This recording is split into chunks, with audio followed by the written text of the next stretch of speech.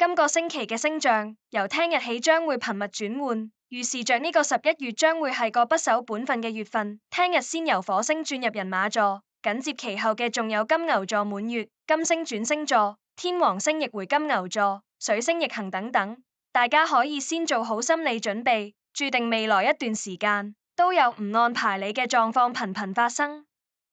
火星聽日轉入充滿冒險精神嘅人馬座，配合水星亦喺人馬座，令我哋一下子充滿對未來嘅遠景同憧憬，同時亦提示我哋必須先放下當下嘅限制，同埋短淺視野帶來嘅局限，先可以確認自己嘅方向，為靈魂下載全新經驗。當火星進入火象星座時，我哋自然注入咗一份單純嘅推動力，以及一股想做便做嘅勇氣，尤其落在本身就着眼未來嘅人馬座時，促使我哋非為理想而行動不可。人馬嘅弓箭總係朝着遠方，瞄準宏大嘅目標，所以趁着呢一刻嘅熱情同動力，我哋應該付諸行動去確實地作出改變。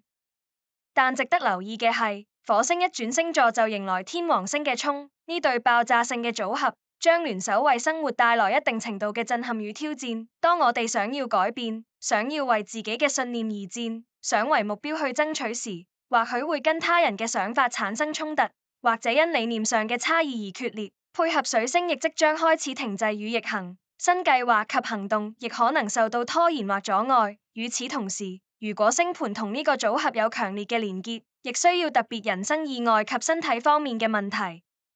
不過，火星同時跟冥王星有良好嘅連結，意味着呢啲改變早已蠢蠢欲動，令你難以按捺咁，想按照自己嘅意願去改寫生活篇章，不論係工作、感情、移民、學習等各項計劃。你可能會感受到若隱若現嘅警報正頻密敲響着你嘅意識，提示你係時候要轉變啦。當呢個警報越響越亮，越響越近時，就係你必須為自己理想行動嘅時刻。